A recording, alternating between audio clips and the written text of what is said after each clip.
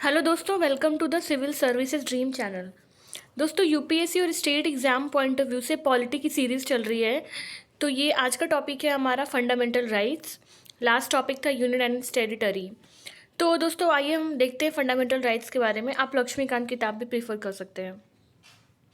दोस्तों, fundamental rights जो है वो पार्ट 3 में है, यानी आर्टिकल 12 से 35 पार्ट 3। और इसका इम्पोर्टेंट हम प्रोविजंस पहले इसके बारे में देख लेते हैं कि कहाँ से ली गई है, सोर्स क्या है और इसके फंडामेंटल फीचर्स क्या हैं। तो दोस्तों, there fundamental in the sense that ये फंडामेंटल राइट्स कहते हैं, ठीक है। हम इसे लीगल राइट भी कह सकते थे, मॉरल राइट्स भी कह सकते थे। तो हम फंडामेंटल राइट्स क्यों कहते हैं? क्योंकि दोस्तों इसमें फंडामेंटल कहने का in the sense that they are the most essential for the all round development. क्योंकि ऑल राउंड डेवलपमेंट के लिए एक इंसान, एक इंडिविजुअल की पर्सनैलिटी को प्रॉपर तरीके से डेवलप करने के लिए एक फंडामेंटल राइट्स, ऐसी चीज़ें जो 12 से 35 में बताई गई है, वो एक इंसान में होना चाहिए। अगर वो नहीं है तो एक इंसान को प्रॉपर अपॉर्चुनिटीज़ नहीं मिलती है, इक्वालिटी नहीं मिलेगी और वो इंसान पूरे तरीके से अपने फुल पोटेंशियल, मतलब आप अपना 100% नहीं दे पाएंगे किसी भी चीज़ों में, ठीक है। तो फंडामेंटल कहने का यही सेंस है कि एक पर्सनालिटी ओवरऑल डेवलपमेंट के लिए है। और दोस्तों ये guaranteed and by the constitution, मतलब संविधान जो है इसकी गारंटी लेता है कि जो आर्टिकल 12 से 35 है वो हम आपको अश्योर करते हैं, आपको बिल्कुल देते हैं। और सुप्रीम कोर्ट, आपको पता ही है, सुप्रीम कोर्ट इसके गार्जियन कहते हैं कि सुप्रीम कोर्ट जो है इसका देखभाल करती है कि मतलब अगर कोई फंडामेंटल राइट का हनन करता है, वायलेट करता है, तो आप डायरेक्टली सुप्रीम कोर्ट जा सकते हैं। Inspiration from the constitution of the United states of America. दोस्तों जो हमारा संविधान है, हमने बहुत सारे मैंने आपको बताया था कि 60 देशों से हमने अपने संविधान के प्रोविजंस को लिया है। एकदम ज़ीरो, मतलब फ़ोटो पेस्ट नहीं करा। हमने कुछ चेंजेस करके और इंडिया के हिसाब से, हमारी अपनी पॉपुलेशन, अपनी डाइवर्सिटी, अपने नेचर के हिसाब से, लोगों के नेचर के हिसाब से हमने उसमें चेंजेस करके उस चीज़ को, उस प्रोविजन में बदलाव करके फिर हमने अपने संविधान में उसे ऐड ऑन किया है। तो दोस्तों हमने अमेरिका से लिया था। अमेरिका में इसको बिल्स ऑफ राइट कहते थे। हमारे यहाँ फंडामेंटल राइट्स इसको कहा गया। दोस्तों पार्ट 3 को हम मैग्ना कार्टा भी कहते हैं, ठीक है। मतलब बहुत इंपॉर्टेंट है, ये मैग्ना कार्टा है। आइए आगे देखते हैं। दोस्तों फंडामेंटल राइट्स में क्या क्या आता है? इसमें राइट टू इक्वालिटी, आर्टिकल 14 से 18। 12 से 35 का फंडामेंटल होता है ना राइट्स। तो उसमें दोस्तों 12, 13, 14, 15, 16, 17 से लेके हम 35 तक के एक एक आर्टिकल को देखेंगे, क्योंकि फंडामेंटल राइट्स और दोस्तों directive principles of state policy है, डीपीएसपी। ये पूरा मतलब पूरे कॉन्स्टिट्यूशन का ये एक मोस्ट इम्पॉर्टेंट पार्ट है। तो आपको ये पढ़ना, तो आपका एक एक इसके प्रोविजंस और आर्टिकल्स बिल्कुल कॉन्सेप्ट क्लियर होना चाहिए, क्योंकि ये मेंस और प्रीम दोनों में पूछे जाते हैं इससे सवाल। दोस्तों राइट टू फ्रीडम है 1922, राइट टू इक्वालिटी 14 से 18 हुआ, राइट टू फ्रीडम हुआ आपको 19 से 22, राइट अगेंस्ट एक्सप्लॉयटेशन हुआ 23 से 24, मतलब 23-24 right against exploitation. Right to freedom of religion 25 से 28, कल्चरल एंड एजुकेशनल राइट्स 29 से 30। दोस्तों मैं ये जस्ट अ ब्रीफ है, मैं एक्सप्लेन करूँगी कि एक आर्टिकल्स को अच्छे से, तो आप पहले जान लीजिए। एज ए सिटीजन भी आपको पता होना चाहिए कि आपके फंडामेंटल राइट्स क्या हैं। तो आपके 6 फंडामेंटल राइट्स हैं। राइट टू इक्वालिटी जो कि आर्टिकल 14 से 18 के बीच है, right to freedom, right against exploitation, right to freedom of religion, educational and cultural educational rights. और नेक्स्ट है राइट टू कॉन्स्टिट्यूशनल रेमेडीज़। दोस्तों ये सबसे लास्ट है फंडामेंटल राइट्स का, जो अश्योर किया जाता है सिटीजन्स को। दोस्तों कॉन्स्टिट्यूशनल रेमेडीज़ का मतलब होता है कि सुप्रीम कोर्ट गारंटी देती है, और ये अपने आप में एक फंडामेंटल राइट्स है, गारंटी देना। और राइट टू प्रॉपर्टी जो है वो पहले 7 हमारा फंडामेंटल राइट्स था, बाद में 6 हो गया। राइट टू प्रॉपर्टी जो था पहले फंडामेंटल राइट्स था, लेकिन उसे बाद में हटा दिया जाता है। और कब हटाया जाता है? तो उसे 44th अमेंडमेंट एक्ट 1978 में करके बोला गया कि ये लीगल राइट है, और इसको ऐड ऑन कर दिया गया आर्टिकल 300A में, और बोला गया कि यह फंडामेंटल राइट नहीं है। तो दोस्तों ऐसा क्यों किया गवर्नमेंट ने? ऐसा इसीलिए किया गया क्योंकि जब गवर्नमेंट को, अथॉरिटी को, जब किसी प्रॉपर्टी की ज़रूरत होती है, किसी चीज़ की ज़रूरत होती है, तो प्रॉपर्टी की डेवलपमेंट के लिए, कोई प्रोजेक्ट के लिए, तो उसे अगर वो प्रॉपर्टी चाहिए तो अगर आप क्लेम करोगे ये तो हमारा फंडामेंटल राइट है, तो कभी डेवलपमेंट होगा ही नहीं। तो इसीलिए जब गवर्नमेंट को लगती है कि कोई प्रॉपर्टी चाहिए होता है उसे, तो गवर्नमेंट ले लेती है, कंपनसेशन दे के सरकार ले लेती है। तो दोस्तों ये था राइट टू प्रॉपर्टी। आपको ये ध्यान रखना है कि ये कौन से अमेंडमेंट्स इसको हटाया गया था। तो याद रखिएगा 42nd मतलब 42 और 44th अमेंडमेंट दोनों कन्फ्यूजिंग होता है। तो ये 44th अमेंडमेंट एक्ट 1978 से राइट टू प्रॉपर्टी को हटा दिया गया और इसे कौन सा राइट बना दिया गया, इसे लीगल राइट बनाया गया। नेक्स्ट दोस्तों हम फीचर्स देखेंगे कि फंडामेंटल राइट्स के फीचर्स क्या हैं। तो some of them are only to the citizens while others are to all. कहने का मतलब है दोस्तों कि कुछ जो है फंडामेंटल राइट्स हैं वो सिटीजन्स के लिए ही हैं। कहने का मतलब वो फॉरेनर्स उस पर कभी क्लेम नहीं कर सकते हैं। और उसके नंबर क्या है, तो उसके नंबर हैं 15, 16, 19, 29 और 30। तो दोस्तों ये है 15, 16, 19, 29 और 30। ये पांचों आर्टिकल्स अब याद रखना कि ये जो आर्टिकल्स हैं ये ओनली टू द सिटीजन्स और फॉरेनर्स के लिए नहीं है। और आपको ये भी याद रखना है कि इसके अलावे जो है लाइक 14 हुआ और जो भी आर्टिकल्स हैं इसके अलावे जो हुए तो वो सारे फॉरेनर्स पे भी अप्लाई होते हैं। मतलब अगर उनके फंडामेंटल राइट्स को भी वायलेशन होगा तो वो भी क्लेम कर सकते हैं। They are not absolute but qualified.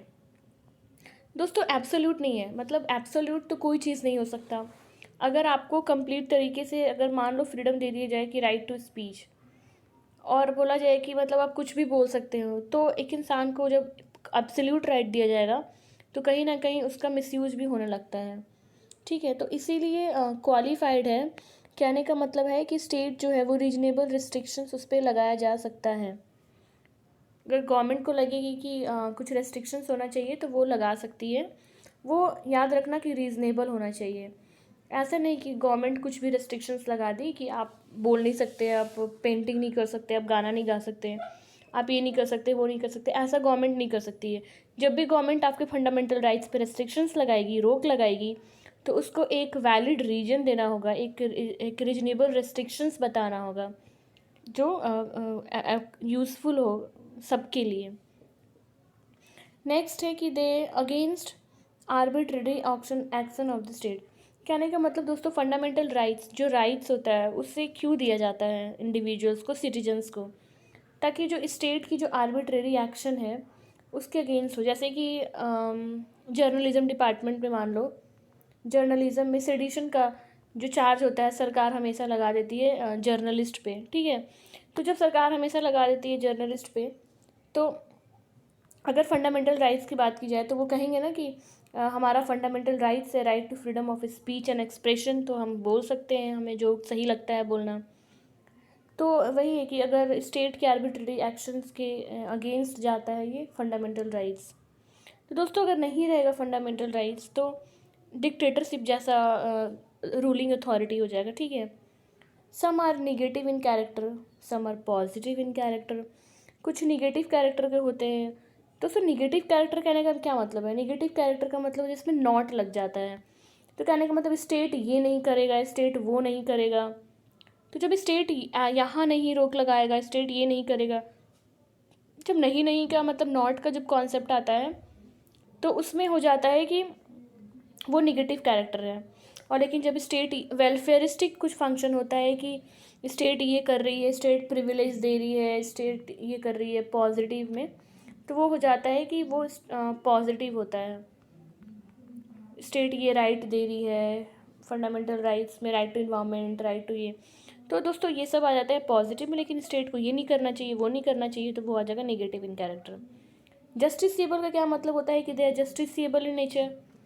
Justiciable in the nature का मतलब होता है कि अगर आपके fundamental rights including right to equality से लेके राइट टू कॉन्स्टिट्यूशनल रेमेडीज तक कोई भी राइट अगर आपका वायलेट हो रहा है तो मतलब कोई भी अगर हनन कर रहा है आपके अधिकार को, राइट को, तो आप क्या कर सकते हैं कि आप डायरेक्ट सुप्रीम कोर्ट जा सकते हैं। ऐसा नहीं है कि पहले आप लोकल कोर्ट जाइए, फिर वहाँ से आपको परमिशन मिलेगा कि आप हाई कोर्ट जाइए, फिर हाई कोर्ट से आपको सुप्रीम कोर्ट जाना है। आप डायरेक्ट कहाँ जा सकते हैं? दिल्ली सुप्रीम कोर्ट जा सकते हैं कि ऐसा है कि हमारा फंडामेंटल राइट्स वायलेट हो रहा है, हमें ये काम नहीं करने दिया जा रहा है, फिर हमें यहाँ पे रोक लगाया जा रहा है। तो इसका मतलब होता है कि जस्टिसेबल है। आपको जस्टिस सुप्रीम कोर्ट जो है वो आपके फंडामेंटल राइट्स को अश्योर करता है, वो गार्जियन है, वो देख रेख कर रहा है। दोस्तों नेक्स्ट है कि दे आर नॉट परमानेंट, बिल्कुल वो परमानेंट नहीं है, क्योंकि परमानेंट तो कुछ नहीं होता है।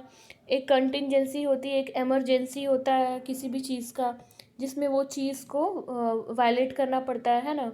जैसे कि कोई बहुत ज़्यादा रूल्स रेगुलेशंस कहीं होते हैं, लेकिन अगर समय आने पे वो रूल्स एंड रेगुलेशंस कभी कभी ब्रेक भी कर दिए जाते हैं।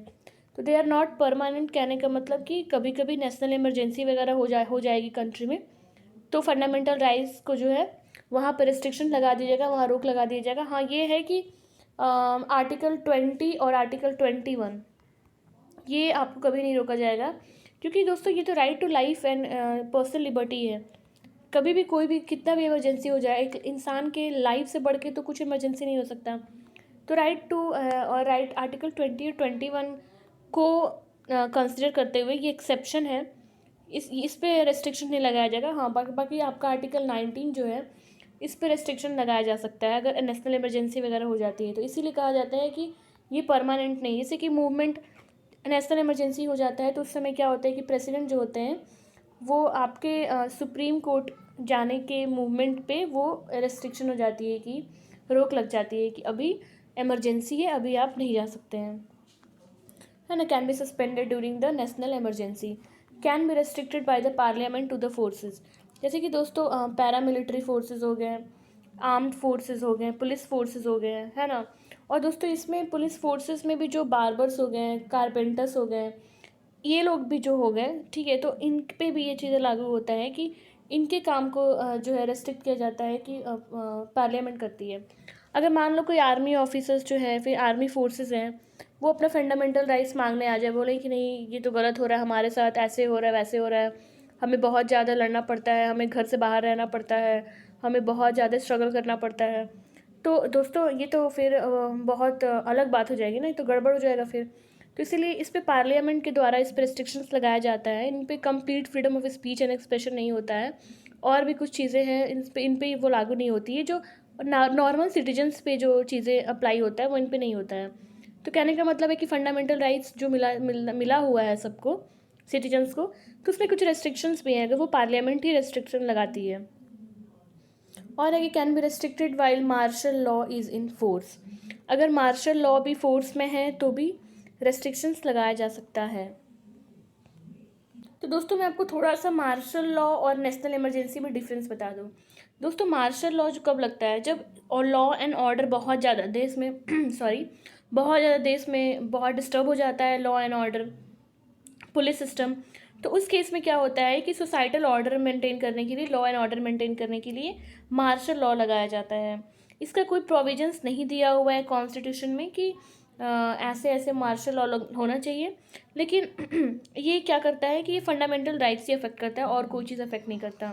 लेकिन दोस्तों नेशनल इमरजेंसी अगर लग जाता है तो फंडामेंटल राइट्स तो अफेक्ट करता ही करता है, लेकिन वो सेंटर स्टेट रिलेशन से भी काफ़ी ज़्यादा प्रभाव पड़ता है कि मतलब रेवेन्यू का डिस्ट्रीब्यूशन कैसे होगा। मान लो फाइनेंशियल इमरजेंसी लग गया, देश में पैसे की बहुत कमी हो गई और जितने भी लोग हैं वो अपना प्रॉपर पूरा सैलरी मांगने लगे हैं, तो उस केस में तो दिक्कत हो जाएगी ना क्योंकि नेशनल इमरजेंसी है, फाइनेंशियल इमरजेंसी है, तो उसमें हर चीज़ अफेक्ट करता है।